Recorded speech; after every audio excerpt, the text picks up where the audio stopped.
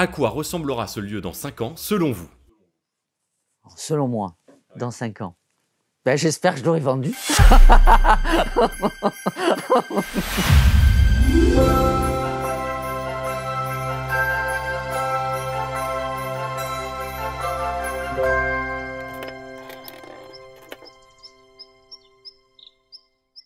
Ça y est, on est prêt. Lui, c'est Renaud Ingracia, acquéreur et futur propriétaire du domaine des millions de sens. Quel était votre métier avant cette transaction? J'ai eu 3 sociétés, 2 en structure métallique, et j'ai travaillé également dans l'aviation, dans le domaine aéronautique, et pour enfin finir musicien, puisque j'étais musicien au départ de ma carrière, puis j'étais professeur de musique. Je suis artisan à la base. Lui, c'est Johan Lespard, propriétaire actuel du domaine des millions de sens. J'ai voulu créer rapidement quelque chose de mes mains et voulu travailler à mon compte. Donc je me suis mis rapidement à créer une société et puis j'ai dérivé sur l'achat de logements insolites. Pourquoi avoir choisi ce type d'hébergement? Alors j'ai choisi ce type d'hébergement pour 2 raisons différentes. La première, c'est au départ, j'étais parti sur un camping.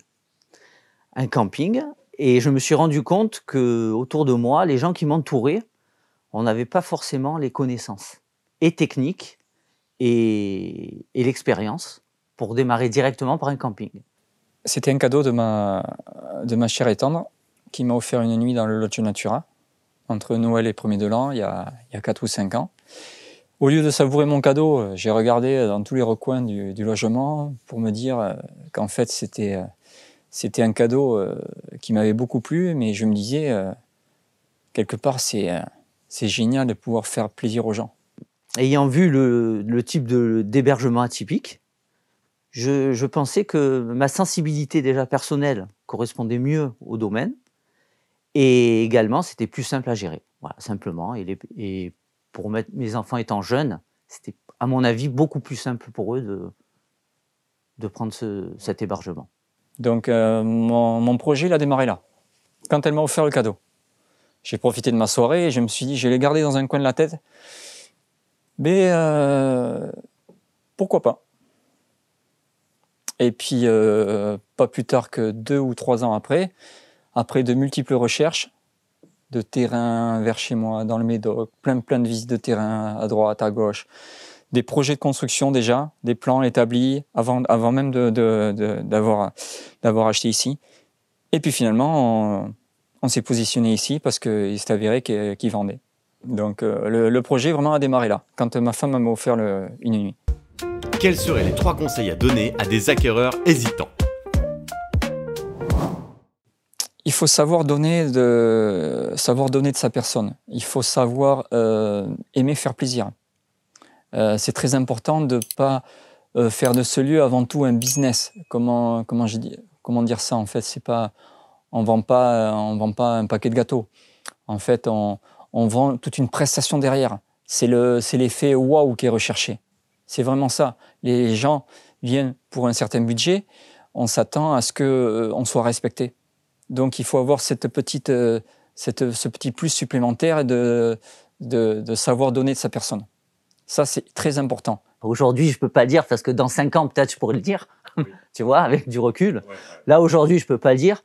Moi, pour ma part, ce qui est important, c'est d'être, vu les autres entreprises que j'ai eues, c'est d'être bien entouré. Ça, c'est primordial, à mon avis. Si on est mal entouré, c'est pas la peine. Donc, il faut déjà avoir l'équipe autour de soi. Par exemple, là, je vais mettre ma fille. Je sais que j'ai quelqu'un de confiance, avoir à la fin des personnes de confiance, les personnes à qui on achète, les personnes qui nous aident à monter le projet, qui vont nous permettre de le développer, la comptabilité, etc. Ça, c'est le premier conseil, d'être bien entouré. Ça, c'est important. Et puis, faut aimer la nature. Faut aimer savoir se ressourcer. C'est important d'être là et d'être accompagné par les oiseaux. Si on a l'habitude de la ville et qu'on se retrouve vite dépaysé. Le deuxième, c'est se dire, c'est de voir si on est capable admettons, de supporter. Qu'est-ce qu'on risque dans le projet, finalement? Parce qu'on peut avoir des craintes, mais qu'est-ce qu'on risque? Alors, ça ne marche pas. Qu'est-ce qu'on a risqué? Est-ce qu'on est prêt à supporter? À quel point on est prêt à supporter ce qu'on a mis dedans?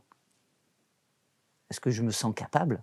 Par exemple, je vais au casino. Moi, je ne me sens pas de perdre 100 000 euros. C'est au-dessus de mes forces. Mais il y a d'autres personnes qui perdent 100 000 euros. Pour eux, c'est pas plus que ça. Troisième point, c'est il faut quand même aussi avoir un côté business quand même dans le recoin de la tête. Mais quand je dis business, c'est peut-être pas le terme approprié. C'est qu'il faut savoir donner l'envie aux nouveaux et aux anciens clients de revenir. Donc, avec éventuellement un logement supplémentaire. Pour se dire qu'en fait, il y a toujours le nouveau ou l'ancien ou le futur, il a toujours des petites idées supplémentaires pour faire de ce lieu qui ne s'éteigne jamais. Et la troisième, c'est de voir la profondeur de vision, ce que j'appelle, c'est-à-dire voir le développement de l'affaire et de se dire, par exemple, là, il y a de la forêt, mais demain, je vais mettre 2 logements. La forêt, c'est du bois, je peux faire de l'argent, je peux faire des maisons et je peux me projeter dans une perspective de futur intéressante. Qu'est-ce que le courtier vous a apporté dans l'acquisition de votre affaire? Alors, il était d'une grande importance parce que je lui ai présenté de multiples affaires. Je l'ai fait beaucoup travailler avant d'en arriver là. Et de lui-même, il m'a conseillé, certaines affaires n'étaient pas au prix, faut bien l'avouer, étaient vendues cher, à mon avis, mais n'étant pas du milieu, il m'a confirmé effectivement que tout était très cher, était au-dessus du prix. Et lorsque je lui ai proposé cette affaire et d'autres affaires, il m'a informé que c'était le prix réel. Ça valait à peu près le prix, vu le domaine. Parce que quand on est moi, je ne suis pas de l'hébergement, ni de l'HPA, etc. Et il m'a dit, vu le secteur d'activité, on est bien au prix. Donc, il a été important là. Et puis, il m'a fait toutes les démarches. Il m'a conseillé justement un comptable du milieu, ce qui est important d'être bien assisté, des conseillers juridiques du secteur, et également, il fait le travail auprès des banques, qui me permet aujourd'hui de pouvoir sélectionner une banque, gagner du temps et avoir un taux d'intérêt, puis une équipe professionnelle, c'est très important. Avez-vous des anecdotes à nous donner? Les anecdotes, il y en a tous les jours. J'imagine. Les anecdotes, après, il ne faut pas en rigoler, parce qu'au début, j'en rigolais, je me moquais, je pourrais écrire un livre, mais ces anecdotes, c'est les gens que la terrasse ne fait pas 200 mètres carrés, les gens qui ne trouvent pas la poulie pour le petit déjeuner, et qui sont en train de tirer sur la chaîne de la gouttière. Ça, c'est plutôt marrant. Ça dépasse tout ce que j'ai pu imaginer. Ah oui, j'ai fait la boulette. On a repoussé les limites, là. Ou bien des gens qui tournent le robinet d'eau froide en disant qu'il n'y a pas d'eau chaude. Effectivement, ça peut être un petit peu problématique. Mais bon, j'en ai encore plein, mais bon, je peux pas. Ouais. Ouais. Il y a un livre à écrire. Ouais, exactement. Mais il faut pas se moquer, c'est que le cerveau de chacun est différent.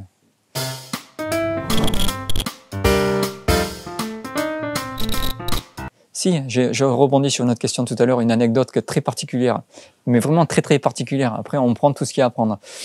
J'ai un client qui m'a appelé un lundi, il m'a dit « Il vous reste quoi de livres cette semaine ?» Je lui ai dit « Il me reste ce soir et il me reste mercredi soir. » Il m'a dit « Ok, je prends mercredi soir. » Une heure après, il me rappelle, il me dit « Non, mais je vais prendre ce soir. » Ok, mais je prends mercredi soir aussi. D'accord. Mais c'est pas la même cabane lundi, pas de problème. Ok. Donc je me suis dit, bon ça, je suis sûr c'est pas la même personne. Effectivement, donc c'était pas la même personne. Lundi soir c'était une, le mercredi soir c'était une autre. Il est venu avec sûrement sa maîtresse le premier soir et sa femme le mercredi soir ou vice versa. Voilà. D'accord. C'est très récent, c'était il y a 2 mois je crois. D'accord. Ouais. Du coup j'ose pas l'appeler, si dès que j'ai un trou, je veux savoir si je peux compléter ma nuit avec lui ou pas. Non, c'est pas. Quels défis rencontrez-vous actuellement? Alors là, le défi, ce serait de mettre 2 nouveaux logements sur ce terrain. Un dans un premier temps. Mais le défi, c'est de trouver quelque chose d'original, bien évidemment, qui soit convivial et en gardant l'intimité de ce qui existe déjà. c'est là un petit peu le défi. C'est-à-dire de ne pas gêner les clients qui viennent déjà aujourd'hui et les nouveaux clients potentiels qui soient indépendants et garder cette intimité en ayant quelque chose d'original. Voilà. Et diversifier la clientèle aussi, d'un point de vue business, pour élargir le panel de clients. Quelle est votre stratégie pour augmenter le chiffre d'affaires?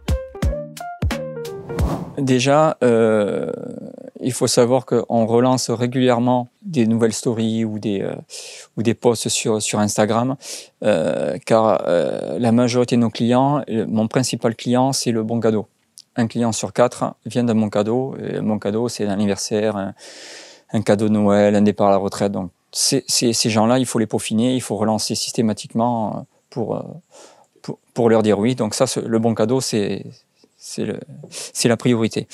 Ensuite, grâce à ma salariée qui est une ancienne cuisinière, on s'efforce de faire des repas qui sont en adéquation avec le prix à 90 €. Et puis les clients sont très satisfaits du rendu final. Et puis pour les gens qui sont encore plus, qui veulent encore plus un effet waouh et qui veulent mettre le prix, parce qu'il y a des gens qui peuvent dépenser jusqu'à 600-700 € la soirée avec un massage et tout ça. Donc on essaye, on fait les forfaits love, on prend beaucoup d'applications pour faire cette ambiance tamisée avec des pétales, le bouquet de fleurs, la bouteille de ruinard. On attache encore plus d'importance sur la décoration. Et depuis que je suis arrivé aussi, on a créé les prestataires massage où les gens se font masser dans le lodge en massage simple ou massage en duo.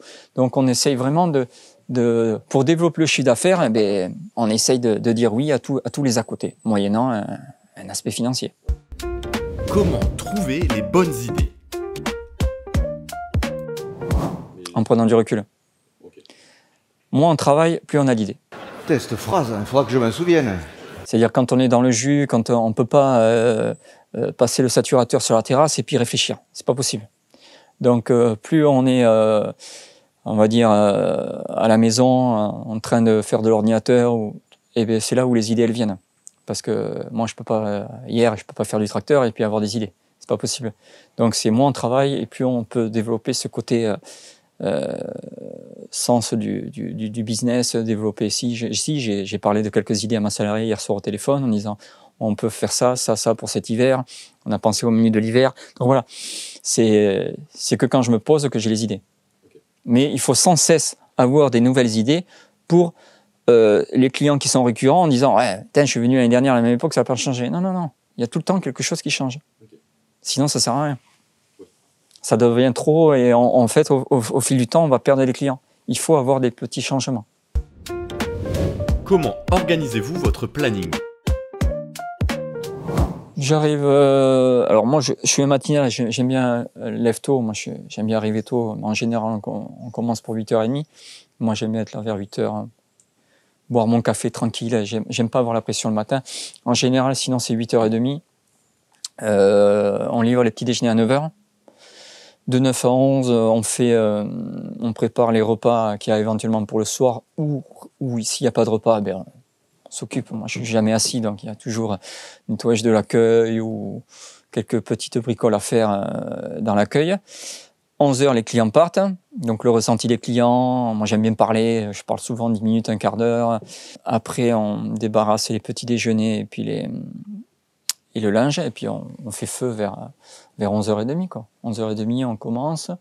On met à peu près 1h30 par lodge. Entre 1h et 1h30, suivant l'état du lodge. Et puis 3h, 3h30, c'est fini. Et en même temps, le linge, il est lavé et puis passé au sèche-linge. Donc 3h, 3h30, c'est fini. On met la petite musique avant de partir, une musique qui tourne en continu, en adéquation avec la cabane. Et puis les clients arrivent à partir de 17h. Les clés sont mises dans les boîtes à clés. Et voilà.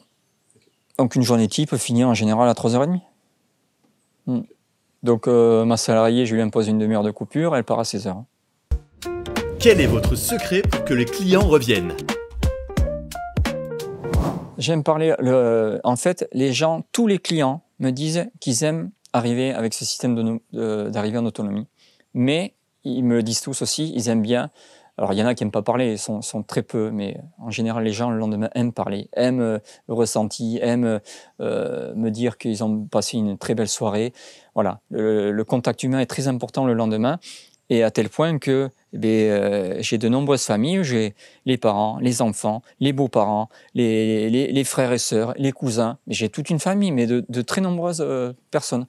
Donc, c'est pour ça que c'est important de savoir parler, d'avoir le ressenti des gens le lendemain.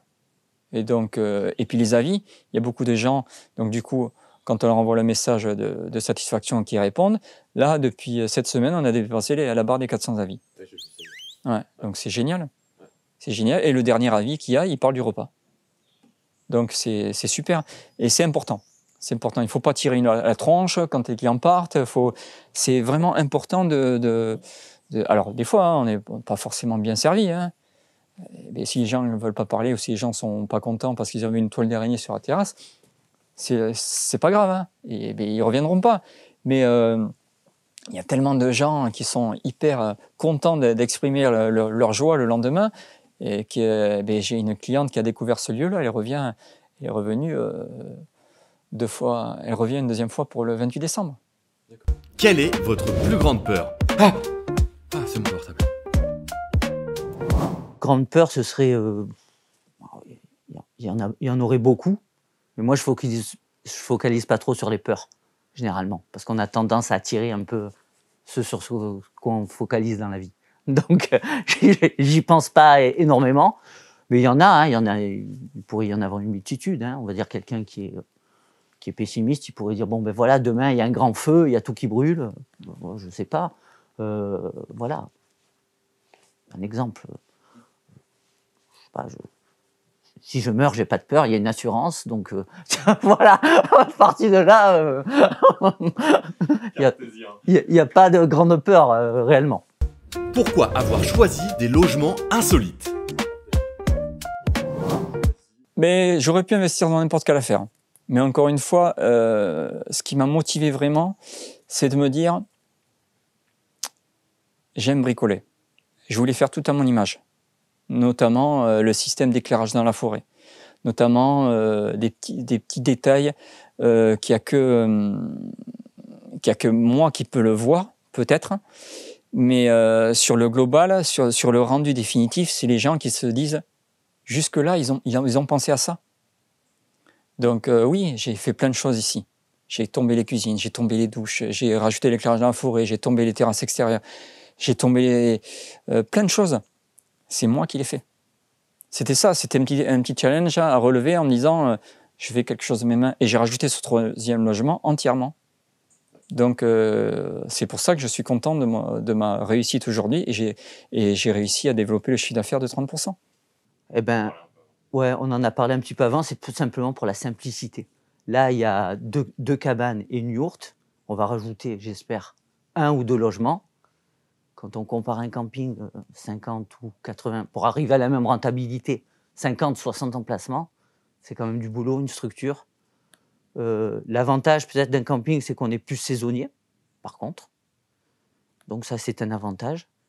Mais l'inconvénient, c'est que c'est quand même beaucoup plus lourd à gérer et qu'on ne peut pas vraiment, pour déléguer, je pense qu'il faut être plus présent. Alors que là, il faut être présent également, mais c'est quand même plus léger, à mon avis. Avez-vous des conseils de gestion?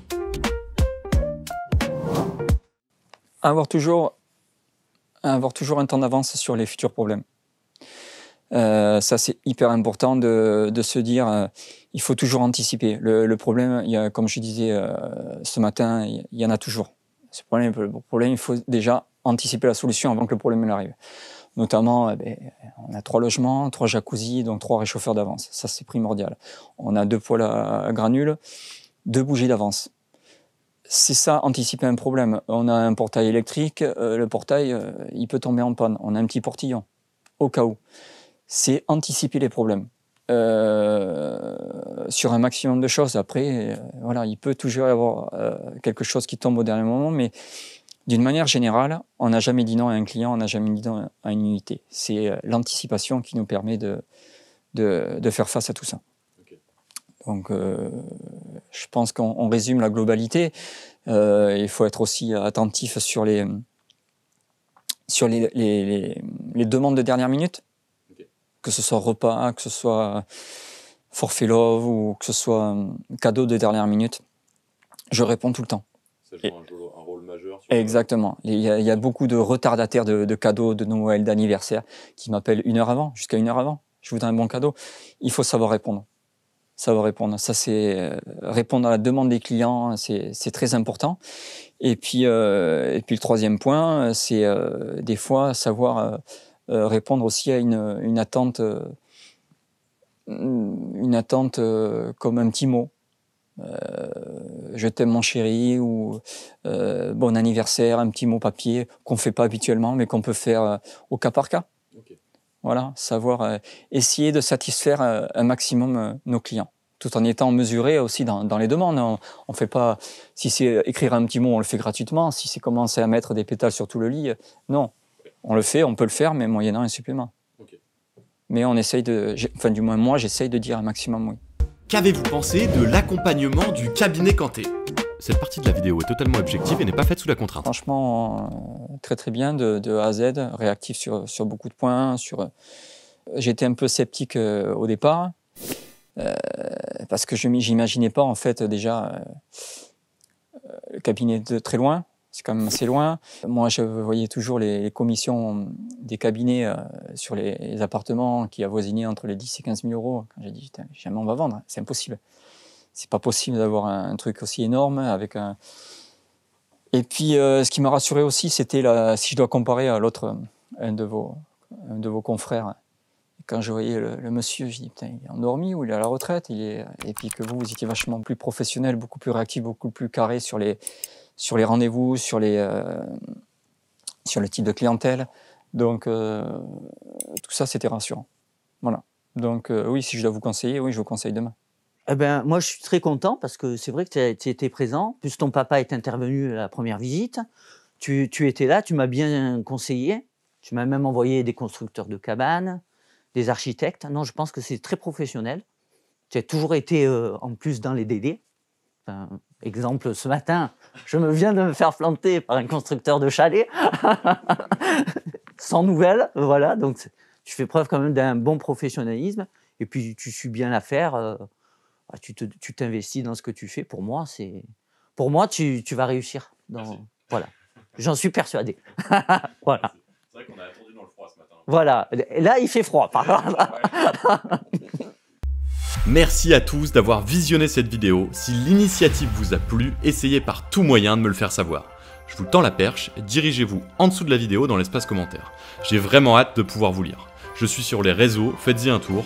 Bonne recherche à tous les investisseurs et j'espère à bientôt pour une nouvelle vidéo.